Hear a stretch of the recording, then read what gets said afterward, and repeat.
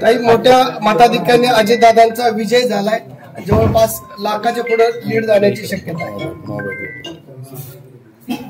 वहिनी, आपण पाहतच आहे अजून मतमोजणी सुरू आहे आणि दादांची घोडदौड चालूच आहे, आपण बघतोय. आणि तुमच्या म्हणण्याप्रमाणे नक्कीच लाखाच्या पुढे लीड झालं असं दिसतंय. एकंदर बारामतीकरांनी भरभरून असं दादांना प्रेम दिलंय, कसं बघता याकडे? खरं तर मी सुरुवातीलाच बारामतीच्या मायबाप जनतेचे सर्व मतदारांचे मी मनापासून दादांच्या तर्फे आणि माझ्यातर्फे मनापासून सगळ्यांचे आभार मानते. त्यांनी नेहमीप्रमाणेच दादांच्या पाठीशी खंबीरपणे उभं राहण्याची भूमिका घेतली आणि दाखवून दिलं की बारामती हे दादांचं कुटुंब आहे.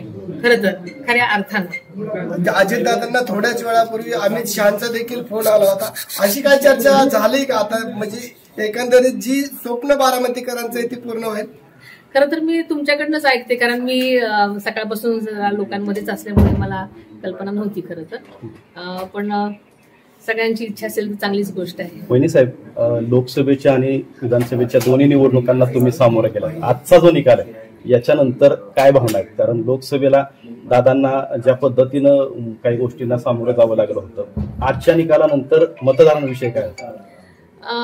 मतदार राजा शहाणा आहे, आपल्याला माहिती आहे की खूप हुशार आहे. आणि दादांचं काम जे होतं पहिल्यापासूनच, म्हणजे विधानसभेचा प्रचार करायला सुरुवात केल्यापासूनच बारामतीचा प्रत्येक मतदाराला माहिती होतं की दादांनी केलेल्या कामाचा प्रत्यक्ष अप्रत्यक्ष त्यांच्या जीवनावर झालेला प्रतिसाद, म्हणजे जो परिणाम आहे तो प्रत्येक जण बोलून दाखवत होता. आणि प्रत्येक जण म्हणत होतं की आम्ही दादांच्याच पाठीशी खंबीरपणे उभं राहणार आहोत. विरोधकांनी वहिनीसाहेब ही निवडणूक भावनिकतेच्या दिशेने केली होती, परंतु तसा प्रतिसाद मिळाला नाही.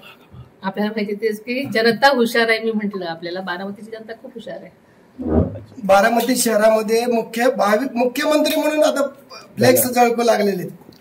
प्रत्येक नेत्यांनी मोठ्या पदावर जावं असं प्रत्येक कार्यकर्त्यांचं आणि जनतेचं तिथल्या मत असतं. आणि तसं बारामतीकरांनी त्यांचं मत तिथे दाखवलेलं आहे आपल्या पोस्टरमधून. महाराष्ट्रातील सर्व बातम्यांचे विश्वासार्ह व्यासपीठ, सकाळच्या सर्व सोशल मीडिया प्लॅटफॉर्मला लाईक, फॉलो आणि सबस्क्राईब करा.